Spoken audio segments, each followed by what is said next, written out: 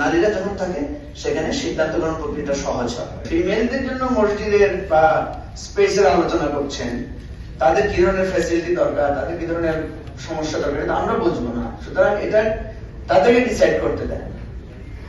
এই হচ্ছে আমাদের সমাজ ব্যবস্থা।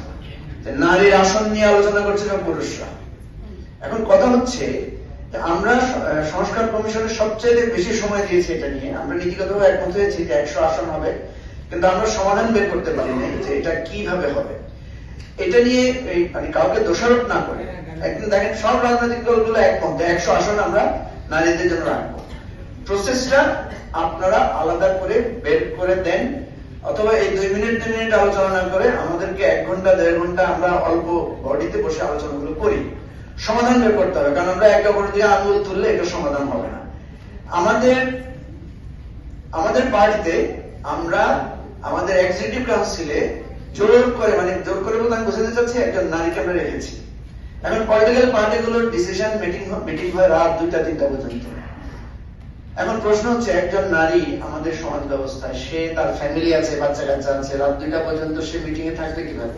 ম্যাক্সিমাম পলিটিক্যাল পার্টি গভীর রাত পর্যন্ত মিটিং করে, নীতি নির্ধারণী মিটিং। তো আমরা আমাদের পার্টিতে সিস্টেম করেছি যে আমাদের বোনটা যে থাকবে সে ভার্চুয়ালি জয়েন করবে। এখন অন্যান্যরা মনে করে যে আমরা ফিজিক্যালি এত বিতর্ক করছি, কারণ ফিজিক্যাল ভার্চুয়াল মিটিং হলে তো আপনারা জানেন এক ধরনের মন পুরে আলোচনা করা যায় না। তো এই ধরনের প্রবলেম গুলো আলোচনা করতে হবে। একটা মেয়ে যখন পলিটিক্যাল পার্টিতে ফোকাসড হয়, সে যে পরিমাণ শেমিং এর শিকার হয়, এটা আপনি বন্ধ করবেন কিভাবে? আমি একটা এক্সট্রাঅর্ডিনারি ইস্যু এখানে রেজ করছি, আশা করি কেউ কিছু মাইন্ড করবেন না। আমাদের সমাজে একটা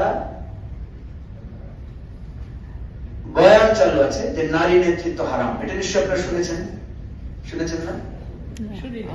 শুনেন না? Very surprising. আমাদের সমাজে একটা বয়ান চালু আছে নারী নেতৃত্ব হারাম। এটা খুবই স্ট্রং বয়ান। প্রশ্ন হচ্ছে, আপনি যখন জিজ্ঞেস করবেন যে হযরত আয়েশা সে গ্রেট উইমেন, উনি একটা হিউজ পরিমাণ হাদিস বর্ণনা করেছেন এবং সেই হাদিসগুলো আবার ব্যাখ্যা করেছেন পুরুষ সাহাবীরা। কেউ কি প্রশ্ন করেছেন হাউ ইট পসিবল, যদি ওনাদের মধ্যে ইন্টারেকশন না হইতো, ওনারা যদি এক্সচেঞ্জ অফ ভিউজ না করতেন, তাহলে উনি কিভাবে এতগুলো হাদিস ওখান থেকে শুনে বর্ণনা করেছেন এবং সেটা আমরা পেলাম? অথচ রিলিজিয়াস মাইন্ড অফ ভিউ থেকে, পয়েন্ট অফ ভিউ থেকে এটা বলা হয় যে নারীরা কখনো নেতৃত্বে আসতে পারবেন না। তাহলে এই বয়ানগুলো হেডসেট দিয়ে না, ধর্মীয় নিয়ে না, এগুলো যৌক্তিক বিতর্ক দিয়ে আমাদেরকে ফেস করতে হবে।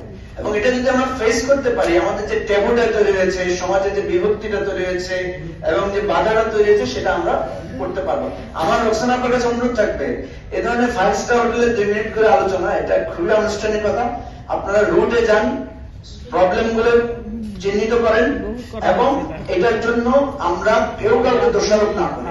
এবং আমি একমত যে নারীরা যখন থাকে ঝগড়া কম হয়, নারীরা যখন থাকে ভাষা ব্যবহারে পুরুষরা সংযত হয়, নারীরা যখন থাকে সেখানে সিদ্ধান্ত গ্রহণ প্রক্রিয়াটা সহজ হয়। আমরা চাই আমাদের নারীদেরকে বেশি করে আমরা রাজনীতিতে আনতে।